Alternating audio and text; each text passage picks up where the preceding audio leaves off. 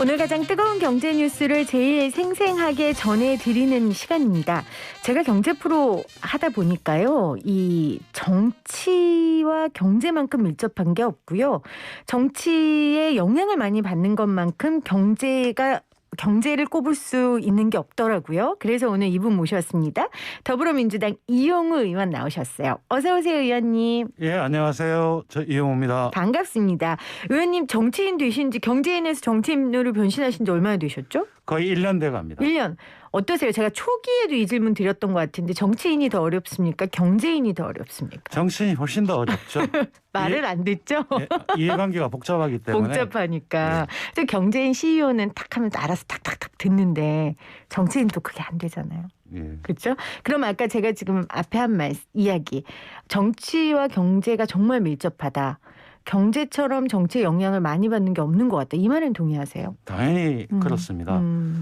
경제활동의 결과가 사람들이 영향을 미치고 그게 또 다시 정책으로 연결되고 그 정책에 따라서 사람들의 행동 자체가 바뀌는 것. 맞습니다. 이게 사실 같이 맞물려 돌아가기 때문에 아주 밀접하다고 볼 수 있습니다. 그래서 경제인 출신인 이 더불어민주당 이용우 의원의 역할이 굉장히 크실 텐데 오늘 그래서 의원님이 여러 가지 경제와 관련된 정책들을 제안하신 게 있어서 관련 이야기를 좀 나눠볼게요. 네. 일단 4.7 보궐선거 결과를 얘기 안 할 수가 없어요. 뼈 아프실 텐데 청년과 부동산이 승부를 갈랐다라고 사람들이 이야기하고 있거든요. 동의하십니까? 예, 전반적으로 동의합니다. 전반적으로. 예, 청년의 경우에 있어서는 단지 코로나19뿐만 아니라 불안한 미래, 앞이 잘 안 보이고 직장을 구하기도 어렵고 그러다 보니까 결혼하는 문제도 있고 자산도 형성하기 힘들고 이런 막막한 현실을 어떻게 헤쳐나가야 될지 정치에서 제시해 주지 못했고요. 부동산 문제도 수많은 부동산 대책을 냈지만 국민들이 진정 원하는 것, 내가 살고 싶은 집을 어떻게 구할 것인지 이런 것들에 대해서 제대로 응답을 하지 못했기 때문에 나타나는 현상이라고 봅니다. 그러니까 청년들의 불안한 미래의 이유는 대부분 경제적인 이유고요. 또 부동산 역시 가정경제의 굉장히 큰 부분이잖아요. 이 부분들이 흔들리고 있는데 거기에 대해서 정치가 응답하지 못했다. 예, 세심하게 정책이라고 하는 거는 큰 방향도 중요하지만 각각이 변화할 때 세심하게 대응을 하면서 그 기조를 유지하는 게 중요한데 계속 무슨 일이 있으면 그때 그거에 대응하려고 하다 보니까 쫓아간 거죠. 주변을 지키고 있으면서 정책을 수립한 것이 아니고 수시로 쫓아가고 대책을 내세우고 하다 보니까 혼선도 야기됐고 그런 과정 속에서 국민들한테 많은 불안을 주지 않았나 네. 그렇게 생각합니다. 그래서 선거 이후에 더불어민주당 내에서도 여당 내에서도 좀 여러 가지 경제 정책에 대한 논의가 일어나는 것 같아요. 먼저 여당 내에서도 야당이 주장하는 종부세 완화 같은 논의들이 나오고 있고 의원님도 같은 목소리를 내시는 것 같던데요. 저는 종부세 완화에 대해서는 반대합니다. 반대한다. 종부세 시가 반영률을 높이는 거는 정당한 정책 과정이었고 그리고 이게 2030년까지 시가 현재는 60% 정도가 반영되어 있는데 시가에 가깝게 한다는 건 올바른 방향이라고 봅니다. 종부세 현실화는 올바르다. 올바른 방향이지만 또한 봐야 될 거는 그 세금이 내는 걸 좋아할 사람은 아무도 없습니다. 그건 동의를 얻어가는 과정이 필요한 것이거든요. 그냥 무턱대고 이 방향이 옳으니까 따라와라가 아니고 국민들하고 지속적으로 대화를 해야 되는 겁니다. 특히 주택 종부세, 보유세 같은 것들은 그 제한된 자원을 쓰는 것에 따른 대가를 어떻게 지불하느냐의 문제에 접근하는 것이거든요. 그 방향에서는 현실 방향은 옳지만 또한 국민들이 불편함을 느끼는 것에 대해서는 세심한 대책을 세워두는 게 필요했습니다. 그러니까 종부세 현실화는 올바른 방향이었으나 동의와 과정을 얻는 과정이 세심하게 없었다라고 말씀을 하셨는데 사실 우리 대의민주주의에서 모든 사람은 동의와 과정은 얻을 수 없고 결국 의원님께서 말씀하시는 건 불편함을 얻거나 아니면 불필요하게 손해를 보는 사람들에 대한 세심한 대안이 있었어야 됐다. 이 말씀이신 그렇습니다. 거죠? 그래서 의원님께서 주장하시는 게 이연제라는 걸 주장하세요. 이게 뭡니까? 예, 종부세 과세 이연 제도인데요. 네. 예를 들면 올해 종부세를 제가 1,000만 원을 내게 됐다. 근데 저도 나름대로 현금 계획이 있고 만약에 은퇴한 사람이라고 한다면 그 돈을 일시적으로 마련하기 어려울 수가 있습니다. 그럴 때는 선택을 하는 거죠. 나 다음에 세금을 내겠다. 그런데 그 세금을 내는 시점은 어떤 시점이냐면 상속하거나 증여하거나 매각을 할 때 그런 현금 흐름이 생깁니다. 그때 누적해서 내는 제도를 말하는 겁니다. 실제 이런 제도를 60세 이상을 생각했던 거는 은퇴하고 특별한 경제활동을 하지 않는 그리고 종부세를 내는 대상이라고 할지라도 사실 불편한 부분이 있는 거에 대해서는 배려를 해서 그 사람들을 배려했어야 되는 것이죠. 그래야 과세 저항도 적게 되는 것이고요. 그러니까 세금을 내는 방법을 다양화하게 좀 예. 선택지를 주자라는 예. 말씀이세요. 저 이 말에 되게 동의하는 게 저 아는 분이 사업이 어려워져서 집을 팔았어요. 근데 세금을 못 내는 거예요. 사업이 어려워져서 팔았으니까. 근데 일을 하기 위해 해외를 나가야 되는 거예요. 근데 이 세금 못 내면 해외 못 나가는 거 아시죠? 예. 그러다 보니까 이도저도 못하는 상황이 왔거든요. 물론 많은 경우의 수가 있고 그 경우의 수를 다 정책으로 뒷받침할 수는 없겠지만 지금 말씀하신 것처럼 굵직하게 뭐 은퇴자라든지 뭐 이런 경우 우리가 흔히 쓸 수 있는 유형에 맞는 선택지를 주자. 지금 이 말씀이신 거예요. 자, 1가구 노령가구 종부세에 대해서는 납세를 유보하고 상속이나 매각 같은 처분 시점에 세금을 내자. 이게 지금 핵심인데 작년에도 사실 이 부동산 과세이연제 도입 추진하셨었잖아요. 예, 작년 7월 달에 대정부 질의에서 이야기를 했었고요. 제가 법안을 냈었습니다. 근데 작년 7월 달이라고 하면 임대차 3법이 통과되고 공시가율이 현실화되면서 납세 대상이 늘어나는 것들이 뻔히 보이는 상황이었습니다. 그런 상황이면 바로 그 시점에 제도를 도입했다면 국민들이 불편함이 많이 줄었을 겁니다. 네. 조세 저항도 적었을 거고요. 근데 그런 것들이 준비 안 됐다는 것 자체가 사실 상당히 심각한 문제고요. 최근에 얼마 전에 대정부 질의에서도 했더니 총리 대행께서는 방향이 맞다. 그런데 실무적으로 좀 어려운 부분이 있다 이러는데 저는 그런 접근 자세 자체가 잘못됐다고 생각합니다. 실무적으로 어렵더라도 국민의 공복인 공무원은 그거에 따라서 제도를 만들어야 되는 게 의무거든요. 그렇죠. 맞습니다. 실무적으로 어렵다? 그건 여러 사람들이 머리를 맞대면 할 수 있는 일입니다. 아니 실무적인 어려움 해결하라고 국민의 대표 뽑은 거예요, 의원님. 네, 그렇습니다. 네. 제가 괜히 울컥하네요. 그러니까 불보듯 뻔한 일이었는데 그때 그 당시에 제도를 냈을 때 이게 잘 안 된 거잖아요.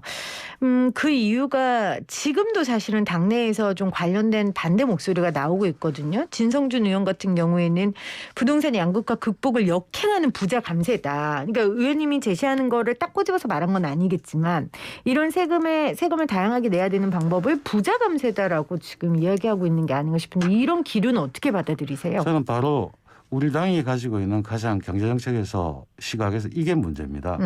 부자와 아닌 자 편가르기를 하는 겁니다. 사실 보면 시장이라고 하는 데를 보면 누구라도 집값이 올라간다는 사람이 있고 내려간다는 사람이 있는 거고 그 사람들이 그렇기 때문에 거래가 일어나는 것이거든요. 그리고 1주택을 가지고 있는 사람은 실소유자고 다주택을 가지고 있는 사람은 투기자다. 이렇게 나눌 수가 없습니다. 경제적으로 투기와 투자를 나눌 수는 없는 거고요. 한 집을 사는 경우도 자기가 집값이 올라갈 걸 그 지역을 선택을 하게 돼 있습니다. 투기와 투자 수요는 같이 있는 것이거든요. 중요한 거는 그거에 대한 대가를 제대로 지불했었느냐. 정당하게. 예, 그런 것들을 따져야 되는데 1가구 1주택에 몰입함에 따라 가지고 사실은 보면 이 정책의 그 시발점이 주택 보급률이 100%가 넘었다. 거기다 집값이 오르는 건 일부 투기꾼 때문이다. 이런 인식을 가졌기 때문에 그쪽을 계속 막으려는 정책을 썼습니다. 그게 아니고 생애 최초 주택을 젊은 사람이 취득할 때 비용을 절감해주고 그다음에 다주택을 가지고 있는 사람들이 취득을 할 경우에서 부담을 높여가면서 그 부담을 높일 때도 당장 할 수 없는 부분들은 시점을 조절해 나가는 네. 이런 것들이 세심하게 됐어야 되는데 그런 것이 안 돼 있었기 때문에 오히려 국민들이 모두 다 불안한 상태가 된 거거든요. 그리고 특히 종부세 같은 경우에 대상이 한 4% 정도 된다고 하는데 다른 사람들이 그 4%만의 문제가 아니고요. 어떤 사람은 나도 조금 있으면 종부세 대상이 되겠구나 하면서 자신이 이제 그 좋은 집에 살게 돼서 부담이 드는 게 부담을 느끼고 있는데 그런 것들 어떻게 다듬으면서 같이 가야 될 것인가 이런 과정들을 잘 못했던 것이죠. 이런 것들이 가장 기초는 시장에 대해서 시장이 잘못됐다 이렇게 보는 경향이 있는데 시장의 흐름을 해서 방향을 바꿔주는 네. 미세한 재택들을 썼어야 되는데 그런 것들을 못했던 것이 가장 궁극적인 문제라고 봅니다. 의원님께서 자기 비판을 하신 거예요. 이제 당내에 우리가 뭘 잘못했는지. 그 말씀 중에 저도 동의하고 또 전달해 드리고 싶은 부분은 전문가들이 이런 말을 많이 해요. 민주당에서 시장의 본능과 힘을 너무 무시하는 게 아닌가. 그 말씀이신 것 같아요. 그렇죠? 시장의 흐름을 바꿀 수 있는 미세한 정책이 필요하다. 그 말씀이 굉장히 마음에 와닿습니다. 그래도 이제 부자 감세 또 이런 데 우리가 예민하니까 부자 감세 기조로 비치는 것에 대한 경계가 좀 있는 상황인데 이를 보완하기 위한 제도적 장치가 함께 마련된 후에 입법 절차를 밟아야 하지 않을까라는 생각도 들어요. 의원님 말씀처럼 의원님의 의견이 또 너무 지금 우리의 기조에서 후퇴하는 거 아니야 이렇게 말하는 사람이 있을 수도 있잖아요. 아마도 종부세 제도는 그대로 유지하는 방향으로 갈 것 같고요. 당내 컨센서스가 좀 형성되고 있습니다. 아하. 이현 제도에 대해서는. 네네. 그리고 지나간 일이지만 제가 약간 후회하는 부분이 이런 것 주장을 했어야 된다고 보는 부분이 위기가잖아요. 지금. 유례없는 위기일 때는 어떤 때는 정책을 잠시 유보를 해도 됩니다. 시가 반영률을 예를 들어 2030년까지 하기로 했다고 할지라도 코로나 위기가 종식될 때까지는 일단 여기서 멈췄다가 그때부터 하자고 할 수 있는 제한도 할 수 있는 거거든요. 그러니까 그거는 기조를 바꾸는 것이 아니고요. 지금 상황이 굉장히 어렵고 국민들 어려운 상태 속에서는 잠시 유보했다 갈 수도 있는 거고 다양하게 정책을 구사해야 되는 거죠. 근데 의원님 민주당 지지자들 중에서는 또 이런 얘기 하잖아요. 민주당이 자꾸 그렇게 현실 얘기하면서 미루니까 나 그래서 니네 지지 안 하는 거야. 이런 강성 또 지지자들도 있거든요. 그 얘기는 어떻게 생각하세요? 세상에 모든 사람이 주장을 다 받아들일 수는 없지만 시장이라고 하는 게 하루아침에 어떻게 꺾을 수 있고 이런 것들이 아닙니다. 그건 시그널을 굉장히 잘 줘야 되는데요. 저는 아쉬운 것 중에 하나는 선거 끝나자마자 갑자기 부동산 세제를 이쪽 저쪽에서 내는 것 자체가 시장에 잘못된 시그널을 줄 수가 있어요. 아하. 저는 오히려 그렇게 보이는 모습 자체가 정책이 엉성했다는 모습을 자체가 할 수도 있는 것이기 때문에 기조를 유지하면서 그 기조의 틀에서 약간의 보폭 조정 이런 것들을 해가지고 시장에 올바른 시그널을 줘야 된다고 생각합니다. 그런 부분을 잘 못했던 것이죠. 그러니까 이런 정책이가 시장에 불안한 시그널을 결국 주는 거고 그 피해는 국민들이 받는 거고. 그렇죠. 그게 의원님이 지금 너무 안타까우신 것 같습니다. 자, 오늘 생생 인터뷰 과세 이연제 부동산 종부세 과세 이연제를 주장하신 이용호 의원과 함께 이야기 나누고 있고요. 암호자산 이야기도 좀 해야 될 것 같아요. 사실 아직은 암호자산을 도대체 정부가 어떻게 생각하는지 저도 헷갈리거든요. 이거를 지금 한 3, 4년째 이 토론을 계속하고 있는데 의원님은 어떤 생각이세요? 암호자산에 대한 개념 정리. 암호자산은 일단 화폐는 아닙니다. 네. 화폐의 성격을 가지기 위한 여러 가지 조건이 있는데 그건 아니더라도 또한 이 현실 자체가 있는 것이고요. 그리고 특정경제금융법에서 암호자산을 어떻게 취급해야 된다는 걸 기타자산을 분류하고 있습니다. 그렇다면 그거에 대한 제도화 같은 것들을 어떤 식으로 해야 될지 그동안 준비를 해왔어야 되는 겁니다. 저거는 위험한 거니까 하지 마라. 이런 식으로 들어가서는 곤란한 거고요. 그렇다면 암호자산을 어떤 식으로 우리가 해야 될지 본격적으로 논의를 했어야 되는데 정부는 특정경제금융법을 통과시킴으로 해가지고 우리가 할 일이 끝났다고 생각하지만 가장 중요한 것들을 간과하고 있는 것이 몇 가지가 있습니다. 네. 특히 지금 우리나라에 많은 암호자산 거래소가 있는데요. 자, 거래소에 있는 코인들 발행 주체는 어떤 파운데이션일 겁니다. 재단. 코인들이 어떤 성격의 것이라고 하는 백서가 원래 발간되게 돼 있거든요. 아하. 그 거래소에 백서가 공시되고 제대로 고객 투자자들이 볼 수 있는지 제가 찾아봤더니 거의 없습니다. 그게 기본인데 그것조차 없다는 거죠? 예. 그럼 이거는 뭐냐면 어떤 가게에 내가 물건을 팔고 있는데 그 물건이 어떤 것이라고 하는 걸 본인도 모르고 파는 행위가 되기 때문에 네. 저는 우선적으로 백서를 잘 공시하게 만드는 거. 그다음에 두 번째 투자자가 했으면 그 암호자산거래소에 네. 투자자의 돈이잖아요. 네. 증권회사 같은 경우에 있어가지고는 그 투자자의 돈은 증권예탁원에 분리 예치하게 돼 있습니다. 네. 만약에 암호자산거래소도 분리 예치돼 있다면 그 돈이 투자자 돈을 보호할 수가 있거든요. 근데 만약에 그 암호자산거래소가 문제가 생긴다면 그게 없다면 네. 투자자가 보호할 방법도 없어지는 거예요. 그런 제도적 기반들을 명확하게 만들어주는 거 이런 것들부터 시작한다면 암호자산거래소에 우량한 곳과 그렇지 않은 곳 네. 구별이 되지고 고객 투자자가 스스로 판단을 하면서 할 수 있는 제도화가 필요하지 않나 이렇게 생각하고 있습니다. 뭐 이영우 의원께서는 한국투자신탁 운용 뭐 CEO, CIO도 하셨고 또 카카오은행 공동 대표이사도 하셨기 때문에 이 투자, 뭐 투기 이런 거에 대한 관심이 되게 많으실 것 같아요. 특히 가상화폐 관련해서요. 근데 지금 며칠 전에 난리가 났었잖아요. 우리 은성수 금융위원장님이 가상화폐는 인정할 수 없는 화폐다라고 이야기를 해서 뭐 언론들 그런 거 보면 좀 언론들 못됐어요. 막 그걸 또 뭐 2030이 열받았다 막 이렇게 썼고 그리고 또 국민의힘에서는 우리 TFT 만들겠다. 가상화폐 TFT 만들겠다. 지금 이러고 나오고 있거든요. 이건 어떻게 봐야 돼요? 이 정부의 이런 시선 또 이게 시장에 영향을 주고 이런 것들이요. 정부가 이거는 화폐가 아니다. 경고를 하는 건 맞을 수도 있습니다. 네. 근데 그걸 가르치려고 하는 거는 저 제도화를 이야기했지 않습니까? 미국 같은 경우나 글로벌한 동향을 보면은 백서를 발간해서 예컨대 ICO를 했다. 그러면 ICO는 이른바 유가증권 상장하고 똑같은 거거든요.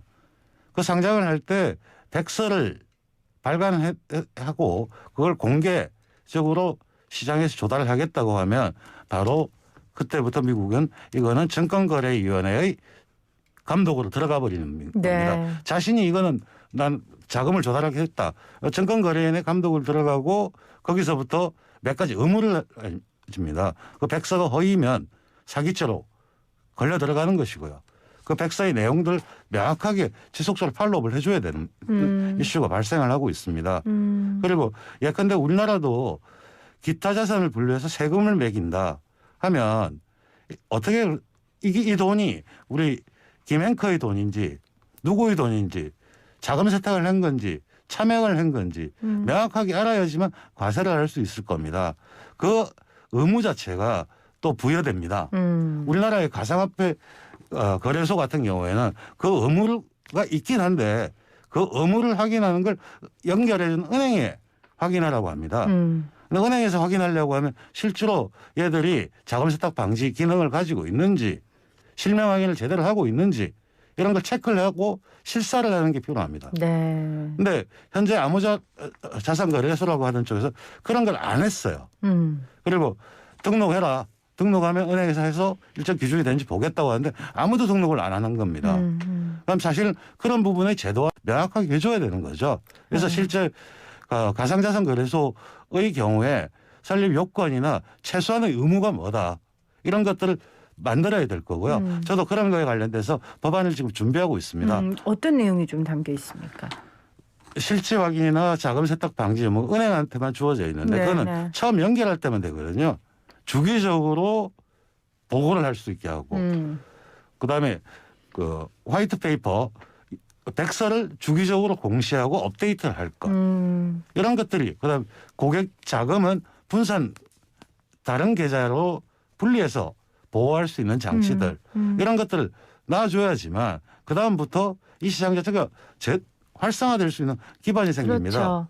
그러니까 은성수 위원장이 뭐 가상화폐 투자자들 보호할 수 없다. 잘못된 길로 가면 어른들이 이야기를 해줘야 된다. 이게 지금 필요한 게 아니라 의원님은 이미 실체가 있으니 가상화폐 투자자들 보호할 수 있는 제도 만들라는 얘기인 거잖아요. 예. 그렇죠? IPO로 기업 공개하듯이 암호화폐도 기업 공개도 하고 백서도 만들고 그 제도가 필요하다라는 말씀을 하셨습니다.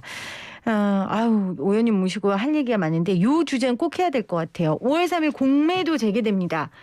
떨고 있는 분들이 많습니다. 떨어야 됩니까? 개인 투자자들?